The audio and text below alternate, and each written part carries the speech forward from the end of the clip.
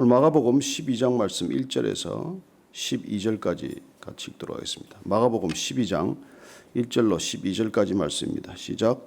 예수께서 비유로 그들에게 말씀하시되 한 사람이 포도원을 만들어 산 울타리로 두르고 즙자는 틀을 만들고 망대를 지어서 농부들에게 새로 주고 타국에 갔더니 때가 이름에 농부들에게 포도원 소출 얼마를 받으려고 한 종을 보내니 그들이 종을 잡아 심히 때리고 거저 보내었거늘 다시 다른 종을 보내니 그의 머리에 상처를 내고 능욕하였거늘 또 다른 종을 보내니 그들이 그를 죽이고 또 그 외 많은 종들도 들어는 때리고 들어는 죽인지라.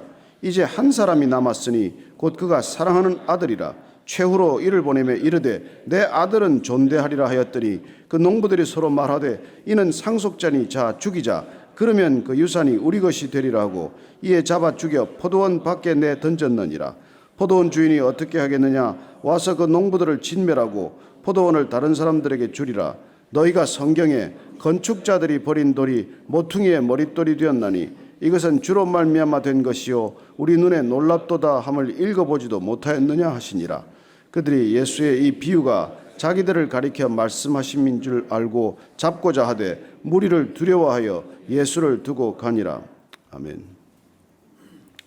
예수님께서 성전을 둘러엎는 정말 난동 수준의 일을 벌이자 그 대제사장들과 율법학자들과 그 장로들이 얼마나 충격을 받았겠습니까? 그들은 예수님의 권위가 어디에서부터 왔는지를 묻습니다. 예수님께서 명확한 대답을 해주지 않으십니다. 그리고 예수님께서는 비유로 오늘 말씀해 주십니다. 이 비유는 우리가 익히 알거니와 포도원 농부의 비유 또 혹은 악한 포도원 농부의 비유로 우리가 듣고 있는 비유의 말씀이죠.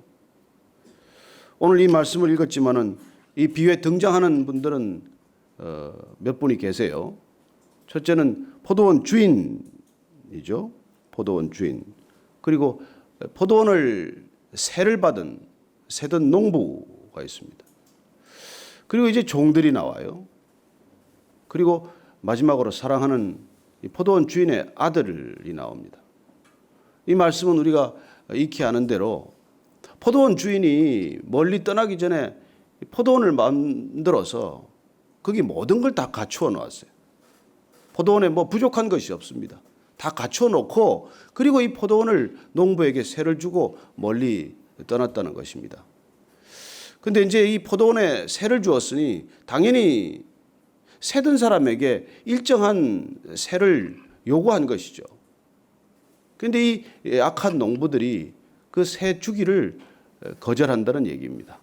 종을 보냈더니 또 거절하고 때리고 보내고 두 번째는 능욕하고 모욕하고 이렇게 상처를 내서 보내고 세 번째는 또 죽여서 아예 그냥 그걸 그냥 뭉개버리고 그리고 마지막에는 이 포도원 주인이 아들을 보내면 이제 마음을 돌이키려나 하고 아들을 보냈더니 이번에는 그 아들마저 이렇게 죽여서 포도원 밖으로 내던졌다는 얘기입니다.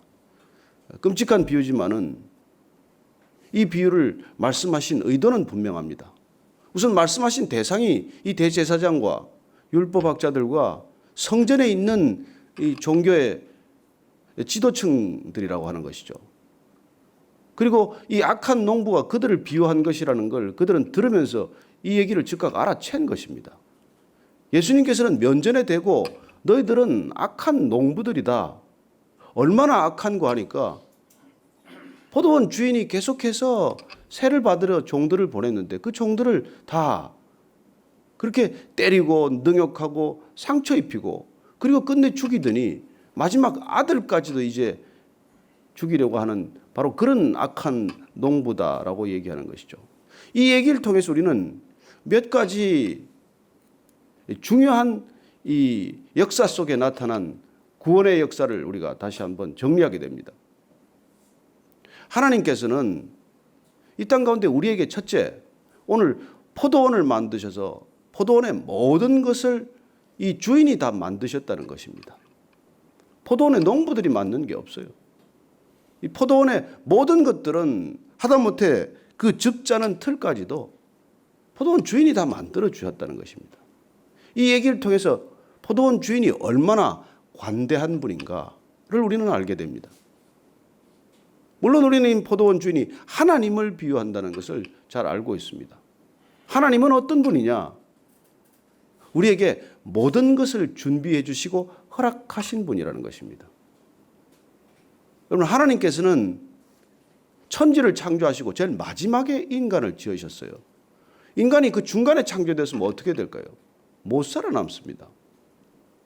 살더라도 정말 너무너무 지질이 고생했을 거예요. 하나님께서 모든 것을 다 지으시고 나서 인간을 창조하셨다는 얘기는 이 모든 것이 인간을 위한 작업이었고 인간에게 주어진 선물이었다는 것입니다. 인간에게 마지막 창조를 지으시고 모든 걸 다 지으실 때 만드시고 나서 보기에 좋았다라고 말씀하셨지만 인간을 지으시고 나서는 보시기에 몹시 좋았다. 참으로 좋았다고 경탄한 것을 기억하죠. 여러분, 이 온 우주가 인간을 위해서 지어졌다는 걸 믿으십니까? 여러분, 우리가 정말 제가 어릴 때만 해도 참 별이 쏟아지는 하늘을 보고 얼마나 꿈을 꾸었습니까마는 인간이 지금 오늘날 그 하늘을 우리 스스로 다 덮어버렸어요. 별을 잃어버렸습니다. 꿈을 잃어버렸어요. 요새 누가 달을 쳐다봅니까? 달 보고 연애하는 갑순이 갑돌이가 어디 있습니까? 전부 핸드폰 보고 SNS 보고 연애를 하지 누가 그걸 봅니까? 그리고 우리는 하나님이 주신 선물의 가치를 다 놓쳐버렸어요. 제가 미국에서 한 6, 7년 이렇게 지내면서 좋은 곳을 이제 소개를 받아서 많이 가는데 가장 좋은 곳들은 가보면 전부 프라이빗 비치래. 못 들어가게 만들어놨어요. 아니 그 아름다운 경관, 아름다운 걸 왜 사유지로 만드는지 모르겠어요. 하나님이 주신 걸 그 자기가 모래 하나를 만들 수가 있습니까? 바위나 풀 하나를 만들 수가 있습니까? 그걸 다 사유지라고 말뚝을 치고 장막을 쳐놓고 거기 자기만 즐기겠다고 다 만들어놨어요. 그래서 제가 그걸 다니면서 참 안타까운 생각을 한 적이 있습니다. 참 자본주의란 무서운 거구나. 돈 얼마라고 돈 얼마나 들인들 저 바다 물 하나를 못 만들 인간이 저걸 자기 해변이라고 저렇게 놓고 사나 그랬어요. 가면 훨씬 더 못하죠. 그래요. 우리 이 온 우주를 인간을 위해서 지으시고 값없이 주셨다는 것입니다. 모든 걸 선물로 주셨다는 것입니다. 여러분, 그래서 이 하나님이 주신 이 놀라운 선물에 대해서 우리가 곰곰이 생각하고 묵상하면 하나님의 사랑이 안 느껴지면 사실 이상해요. 이 온 우주를 보고 정말 살랑이는 잎새를 보고 가을바람 산들바람을 보고 그 바람에 이는 코스모스를 보고 여러분 형형색색의 낙엽을 보고 철 따라 피는 꽃을 보고 거기 하나님의 사랑을 못 느끼면 얼마나 우리가 죄인인 줄 알아야 돼요. 관심도 없고 그게 어디서 온 것도 관심도 없고 여러분 죄인은 특징이 무관심 아닙니까? 아무 관심이 없어요. 나밖에 관심 없어. 내 돈 버는 일밖에 관심 없어요. 그래서 이 하나님께서 이렇게 만들어 놓은 것들을 정말 기뻐할 줄 모르고 즐거워할 줄 모르는 거예요. 그리고 우리 애들은 뭐 그냥 온통 그 디지털 기기에 빠져 사는 것이죠. 그나마 프랑스인들이 좀 의식이 깨어 있어서 애들 어릴 때 그걸 못 만지게 아예 그냥 교육법으로 이제 묻기 시작하더라고요. 그리고 애들이 자꾸 그런 기기에 빠지니까 이 온 우주를 바라보는 그런 관찰력을 잃어버리고 그 관찰에서 얻는 통찰력을 잃어버리고 그 통찰력을 잃어버림으로써 지혜가 없는 거예요. 점점 이 시대가 그렇게 변해가고 있는 것이죠. 오늘 이 농부를 보면서 하나님께서 얼마나 관대하신 분인가를 우리는 발견해야 한다는 것입니다. 그리고 이 소장농에게 세를 요구하죠. 아니 뭐 째째하게 세는 왜 받습니까? 돈 내라는 얘기가 아니에요. 비유 속에 감추어진 것은 이 농부에게 요구하는 것은 누가 주인이고 누가 이 주인을 모셔야 할 사람인지에 대한 분명한 자각과 인식을 놓쳐서는 안 된다는 얘기죠. 뭐 주님께서 우리에게 뭐 11조를 내라, 10의 2조를 내라. 그게 무슨 받아서 어디다 쓰겠어요? 그 11조나 뭐 이런 걸 요구하는 목적은 그 돈에 있지 않습니다. 내가 가진 것이 내 소유가 아니라는 것을 기억하라는 것이고, 그리고 내 소유가 아니라는 것을 기억할 때는 당연히 그걸 내려놓을 수 있다는 것을 우리에게 훈련시키고 가르치시고자 하는 것이죠. 그래서 어떤 분들은 뭐 10에 5조, 10에 9조 내는 걸 어려워하지 않아요. 그러나 중요한 순서는 하나님에 대한 사랑이 느껴져야 한다는 것입니다. 그게 부담이 되고, 그게 체면이 되고, 그게 아주 괴로움이 되면, 앞뒤가 바뀌면 더 괴로운 일이 되는 것이죠. 농부에게 새 얼마 달라고 그랬더니 그 새 내는 게 너무 아까워가지고 종들이 오면 때렸다는 것입니다. 그렇게 자꾸 때려보내다가 나중에 이 아들까지 죽이면 이 포도원이 내게 되겠구나, 내 차지가 되겠구나, 그러면 내가 한 푼도 안 내도 되겠구나, 몽땅 내 거 되겠구나, 이 계산을 했다는 것입니다. 여러분, 이런 일들이 실제로 얼마나 많이 일어납니까? 그리고 우리가 전부 이걸, 이 땅, 온 하늘을 이걸 내 거로 만들고야 말겠다는 것이죠. 그래서 하나님께서 이렇게 그런 경고, 인간의 모든 이 욕심이 뭐예요? 하나님 것을 탐낸 거 아닙니까? 하나님 걸 내 것처럼 생각한 데서 비롯된 거 아니에요? 하나님처럼 되고 싶다는 거 아닙니까? 아담과 하와의 범죄란 뭡니까? 하나님의 자리를 넘본 것이거든요. 내가 하나님처럼 되고 싶다. 이게 인간 욕망의 뿌리예요. 그래서 하나님처럼 되어서 하나님의 것을 내 것으로 삼고 내 것처럼 살아가겠다는 게 인간의 죄의 뿌리라는 것이죠. 그래서 끝끝내 그 아들마저도 그 하나님께서 계속 보내는 이유는 뭐예요? 그거 네 거 아니라는 거예요. 여러분, 타락이란 내 거라고 생각하는 것이라는 데서 비롯된다는 얘기고, 구원이란 그거 내 거 아니라는 걸 깨닫는 일이에요. 아, 이거 다 하나님이 주신 거구나. 단 하나도 내 게 없구나. 이거 깨닫는 게 구원이에요. 이게 구원이 자유예요. 나로부터 묶여있고 내 소유로부터 묶여있고 내 안타까움으로부터 묶여있다가 그걸로부터 풀려나는 일이에요.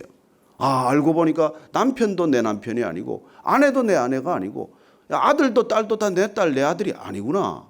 이 세상에 단 하나도 내 게 없구나. 이걸 깨닫는 게 구원이란 말이에요. 그걸 깨닫게 하는 방법으로 계속 하나님께서 선지자를 보냈어요. 그 선지자들을 모욕하고 그 선지자들의 말을 귀 기울이지 않고 그걸 심지어 때리고 죽였다는 것입니다. 그래서 예수님께서 마지막으로 그 아들을 보냈다, 왔다, 오셨다. 그런데 그 아들마저 십자가에 못 박는 일이 생기지 않습니까?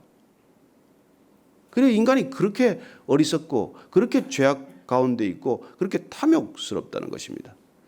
결국은 하나님처럼 되고자 한 결과가 뭐예요? 심판이죠. 그래서 이 아들이 왔다. 이건 심판의 시작이라는 거예요, 사실은.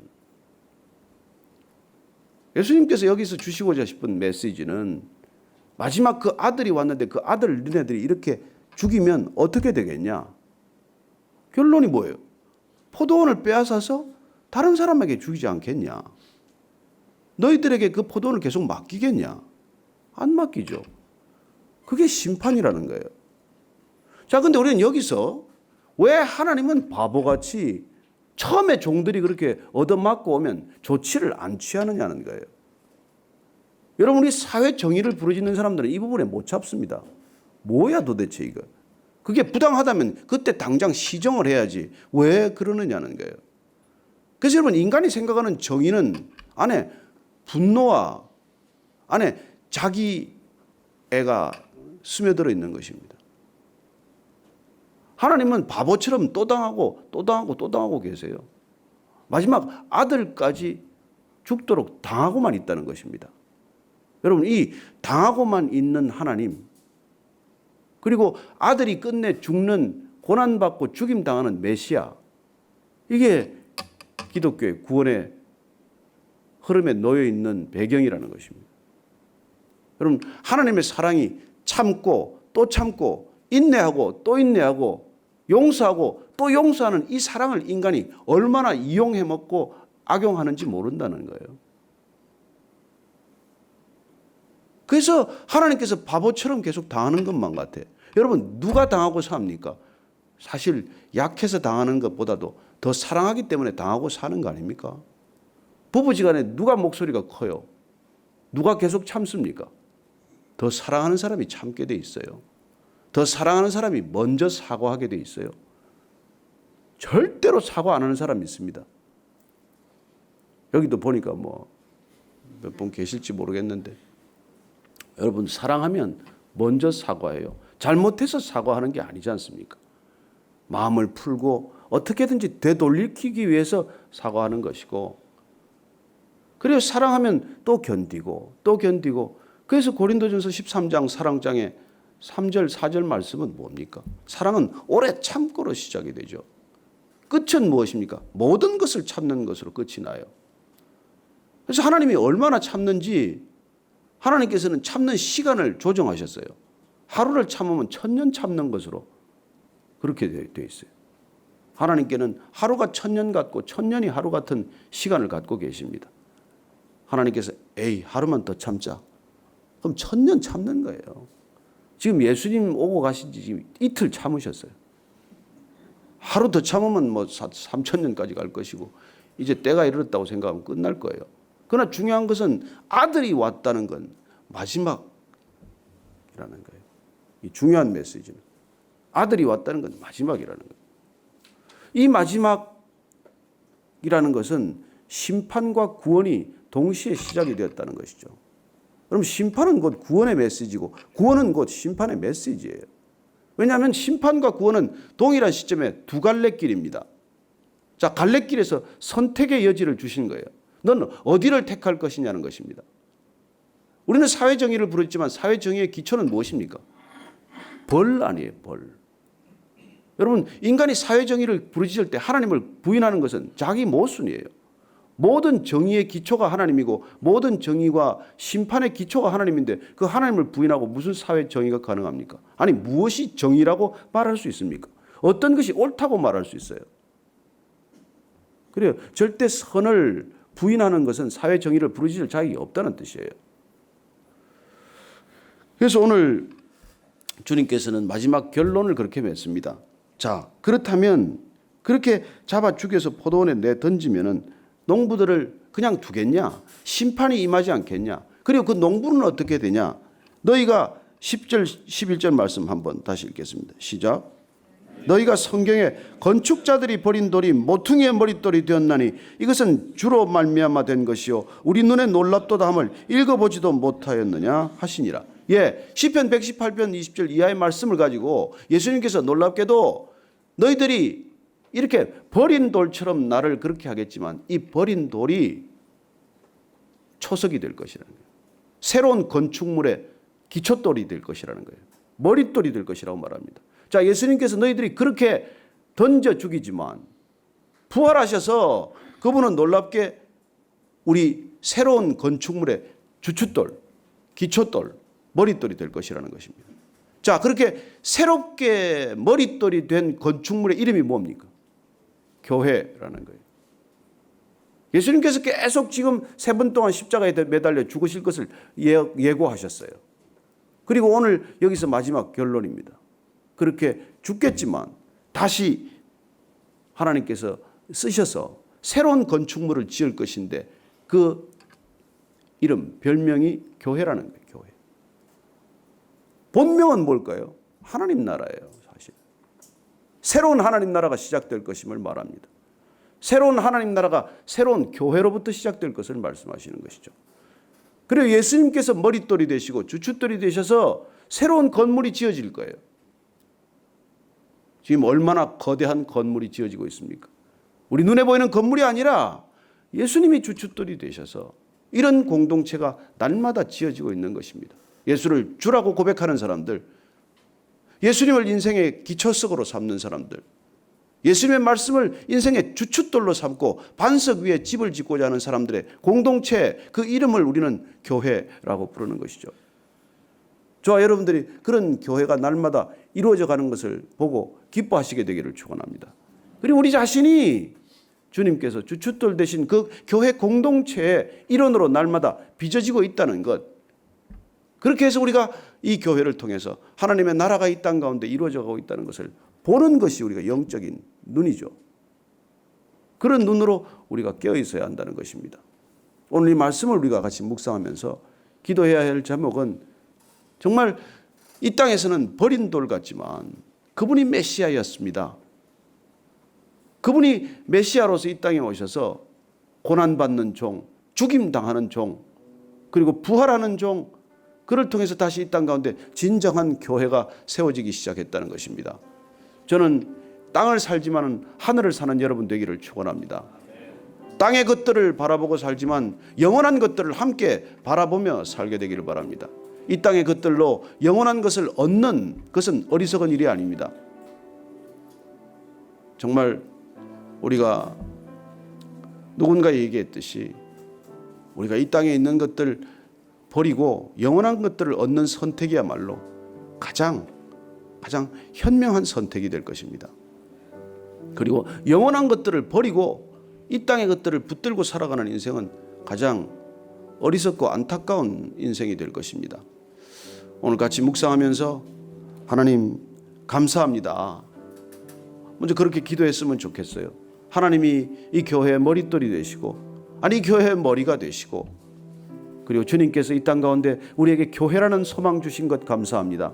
사탄이 가라지를 아무리 뿌려대어도 주님께서 내어버려 두라.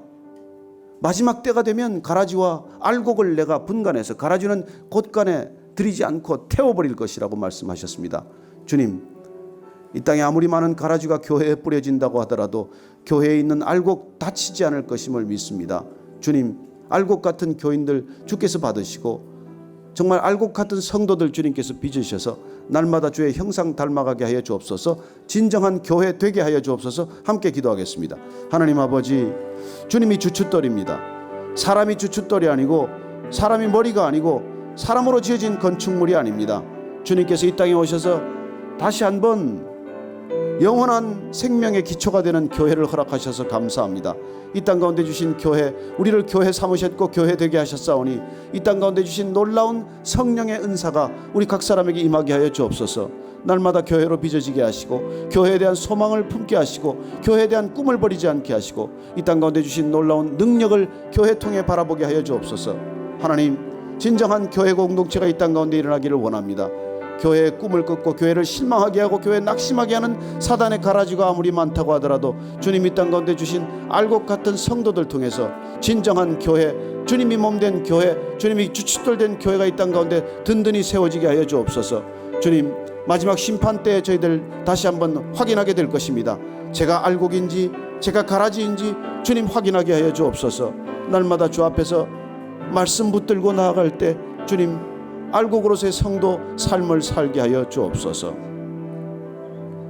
하나님 아버지, 이 땅에 이 많은 것들을 주시고 이토록 오랫동안 참으시고 기다리시면서 우리가 돌이키기를 원했지만은 주님, 아직도 돌이키지 않은 영혼들이 더 많습니다. 주님, 이 땅에 예수님 보내주셔서 마지막 심판과 구원을 알려주셨는데 주님, 우리를 통해서 다시 한번 이 땅 가운데 주님의 메시지 전해지게 하시고 가라지와 알곡 가운데 성한 알곡들 되게 하사 주님의 때에 알곡으로 주님의 창고에 들어가게 하여 주옵소서. 하나님, 오늘도 이 아침에 다시 한번 주님을 바라봅니다. 그리고 주님과 함께 시작하기를 결단합니다. 하나님, 우리에게 능력 주시고 우리에게 분별력 주시고 우리에게 영적인 통찰력을 주셔서 이 세대 살아가면서 알곡과 가라지를 스스로 분간하게 하시고 교회와 교회 아닌 것들 분간하게 하시고 하나님이 주신 영원한 교회에 대한 꿈을 버리지 않게 하여 주옵소서. 이제는 십자가에서 쏟으신 피로 교회의 주춧돌 되신 우리 구주 예수 그리스도의 은혜와 예수 그리스도를 주춧돌 삼는 모든 교회 공동체를 통해 영원한 나라, 하나님 나라 허락하시는 하나님 아버지의 크신 사랑과 날마다 우리 자신이 깨어지고 부서지되 주 안에서 아름답게 빚어져서 교회 공동체 되도록 우리를 권면하시는 성령님의 기름 부으심이 이 아침에 다시 한번 악한 농부가 아니라 선한 목자 뒤를 따르는, 그리하여 선한 공동체 이루기를 소망하는 이 자리에 고개 숙인 모든 믿음의 자매들 그리고 형제들 위해 지금부터 영원까지 함께 하시기를 축원하옵나이다. 아멘.